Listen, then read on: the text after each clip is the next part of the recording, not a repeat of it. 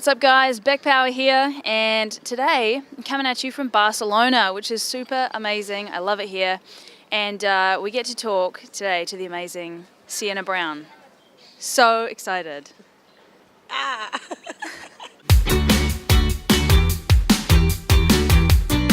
I want to know how you actually got started at being a digital nomad in the first place. You're from New York.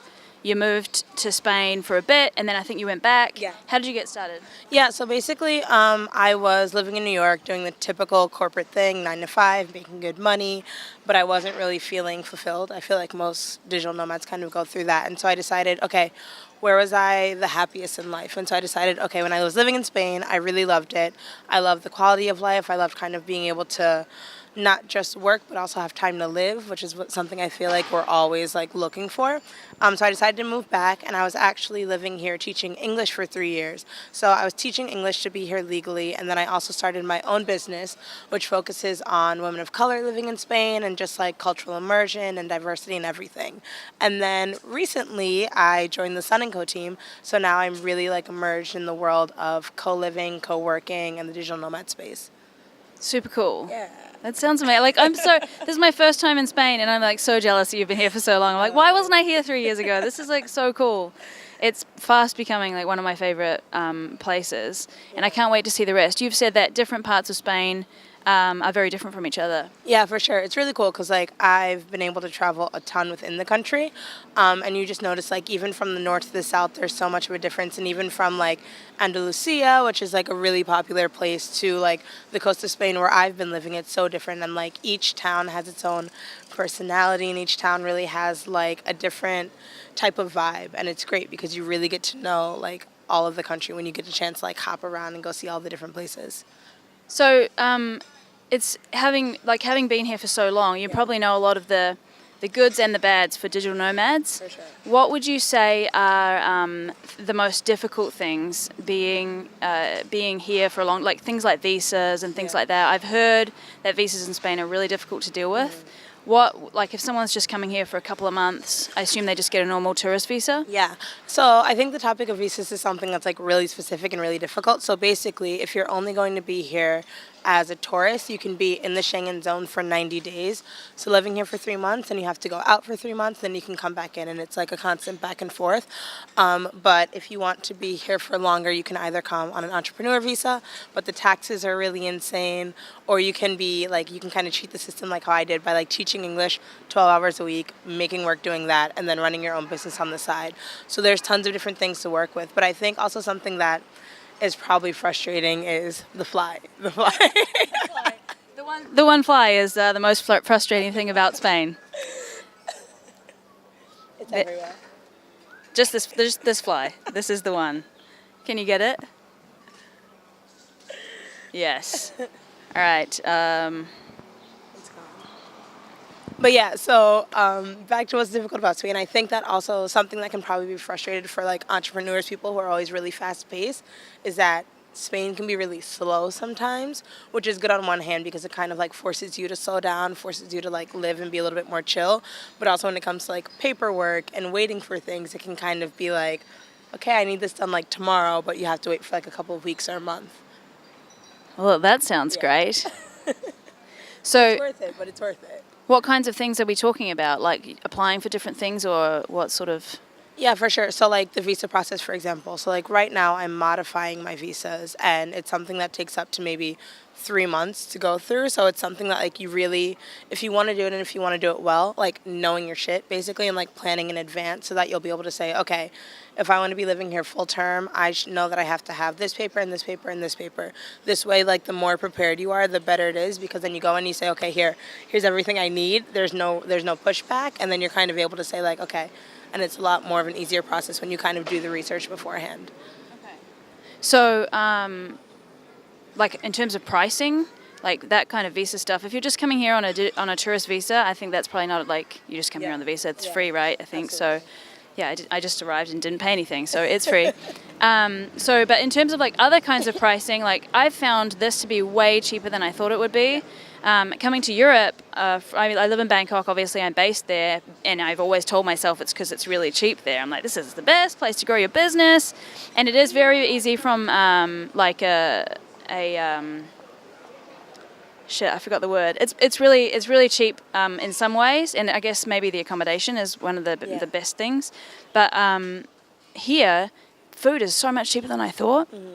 All sorts of things are like way cheaper than I thought. Maybe drinks are, depending on the thing, if you're going out to a club or something. But wine, €1. Yeah. Beer, €1. Like, these are amazing things. Yeah. What can you talk more about, like digital nomad style pricing for those sorts of things? Yeah, for sure. Spain is really cheap and it's really amazing. And I think that like it's crazy because even in like the bigger cities like Madrid and Barcelona, you feel like things are really cheap. But then when you kind of go outside of the like cosmopolitan cities, things are even cheaper. So like Beck and I were talking the other day where the fact that like I live in a 2-floor, 2-flat spiral staircase apartment and I pay $470 a month. That's insane. Like it's something that many people like can't like grasp their mind around. So it's really great because like if you're able to kind of like have a cost of living that's so cheap, then you're able to travel more, so you're able to save on like things like apartment, things on groceries, like going out and everything because the price is so low, then you're able to take longer trips and you're able to go to more places. And just if you're there for 3 months, because that's how long your visa is, can you get a place for 3 months or do you have to sign a year-long lease? Yeah, for sure. So I think it depends because, like, for example, if you're sharing an apartment, there are ways to, like, share for only 3 months and then move out, especially if you're living with someone else who's, like, here permanently. But for the most part, if you're, like, for example, I'm renting my apartment right now from September to June. So it's like a 9-month, and then we have a couple of months where I'm going to be going somewhere else. So it depends, and just like really trying to figure it out with the landlord. But also it's really great because there is a huge expat community here. So it is really possible to kind of like link up with other people, other digital nomads, and figure out a plan where maybe you're there for 3 months and then someone else is there for the other 3 months and someone else for the third. So you can kind of work it out that way. Cool. Well, let's talk about the community aspect that you just brought up because obviously in Bangkok there's quite a few expats and digital nomads. It was very, very cool to be at the conference and just have all these nomads there and just be like everyone knew kind of the same stuff and what was going on. That was so cool. Do you have that? I know you probably have it in Javier because you work at that co-working space. In places like Barcelona, I mean, I've found it this weekend, obviously, but would I normally, like, is it usually hard to meet nomads? Are there a lot of people doing this here? Yeah, for sure. Absolutely. So I feel like in the big cities like Madrid and Barcelona, there are tons of people who are here with like entrepreneurial spirits, who are like starting their own businesses, who are doing their own thing, who love to travel. And so something that I found is like there's tons of Facebook groups that are kind of based around that, where you can kind of link up with people. They have meetups and they have places where they kind of just like go and connect. I also think that in Barcelona, it's a really big hub for like co-working, co-living, not yet, but co-working and kind of being able to come together and like work on projects. I think in Madrid and Barcelona more than anywhere else. And those like co-working spaces and stuff here, they cost a little bit. I don't know if I think in Thailand. I mean, I've got a few places to compare, but I usually compare with Thailand. I think it was like, how much is it for a day to co-work, or is it best just to go to a cafe and meet people there? Cafes are really the way to go because, I mean, co-working spaces are really great because you have fast, reliable internet, but also in a lot of the cafes in Barcelona, they're really big, they're really great, and, like, they're really spacious with good Wi-Fi. So, like, it's a win-win because you go, you kind of have breakfast. It's what I did this morning. I went, I had breakfast, I chilled, had some coffee, got all the work that I needed to get done. And then this way you're also kind of able to meet locals as well as, like, meet other people who are here kind of, like, working on their own stuff as well. But co-working spaces are they're also pretty affordable. Some of them are like €13 a day when you're only doing the day things. But if you do it for a month, like for example, I know that in Javier, it's like $150 a month to co-work in the co-living space. So it's pretty affordable. And what are the other prices down there? Is it really cheap for food stuff? And I haven't been there yet, so are there shops nearby that you can go, or is it kind of you have to buy things there because that's what there is? No, yeah, for sure. So in Javier, it's really great because it's a smaller town, so there's a lot more of a comfortable feel where like they don't have huge things like a shopping mall or anything like that. But there's tons of stores. There's a weekly market. There's tons of like really great places right by the beach where you can kind of like work and do stuff. And the prices are really good. It's like even cheaper than Barcelona. So it's like €1 for a coffee or like €1 for a beer. Like you can go buy a bottle of wine for like 150, and like you can go and eat really well for really cheap. So it's a win-win. Yeah, exactly. I'm excited. I know, it's gonna be awesome. Let's talk Spanish, and I don't mean let's talk In Spanish. I'd love to learn Spanish. How long did it take you? Did you know it before you came here? How long did it take? Yeah, for sure. So when I was in undergrad, I actually had a double major with psychology and Hispanic studies. So I kind of had to go through that. But I think when I lived in Madrid 5 years ago, that was when I really started becoming a little bit more fluid because you have to, you know? So like when you're thrown into a place, you have to learn the language and you have to kind of like adapt to different situations.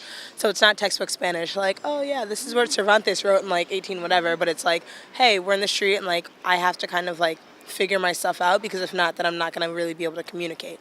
And so I think that when you like really dive into it and you get to know the local people, that's when you're really able to like practice and learn and kind of learn words, kind of like how you did the other day, because you're like, yeah, this is what I need, right? Bolsa, And what does that mean? bag. Got it. So, but how, like, do I need to learn Spanish to do a lot of stuff here? I haven't needed it too much. Most people in Barcelona have spoken English, and that's been fine. The occasional awkward moment with someone asking for directions and things like that. Oh, sorry. But for the normal digital nomad that's here for 3 months, do you recommend learning Spanish? Yeah.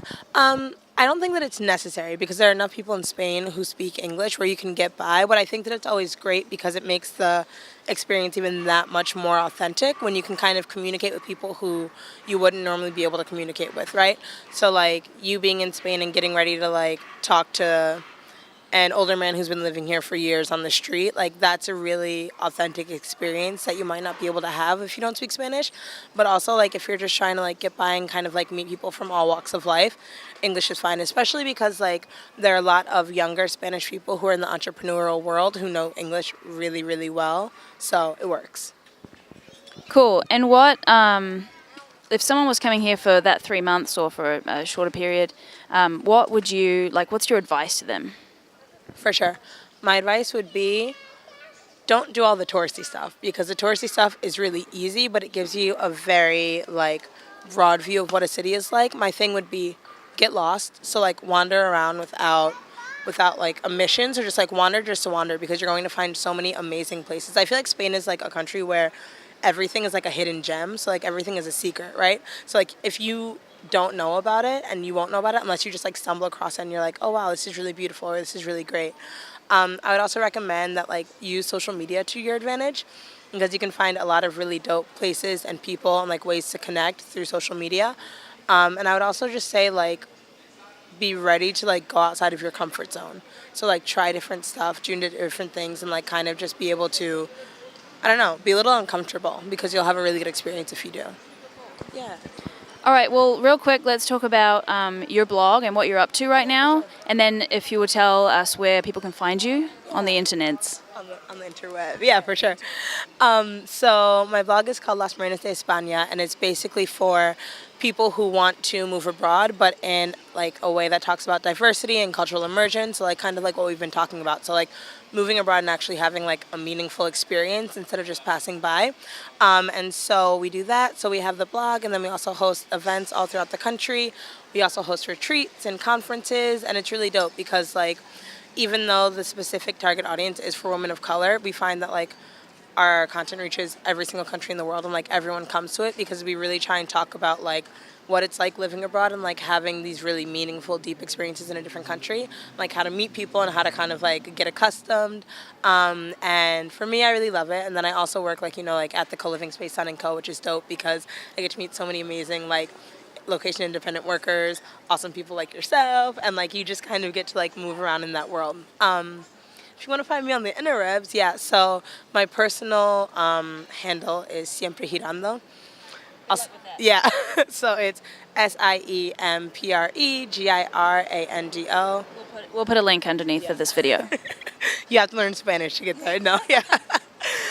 So you can find me there, and then through there you can also find Las Morenas de España. We'll also put that down, and then Sun & Co Javia. So, yeah. Awesome. I love you. You're so amazing. She's amazing. She's better. She's amazing. Thanks, Sienna.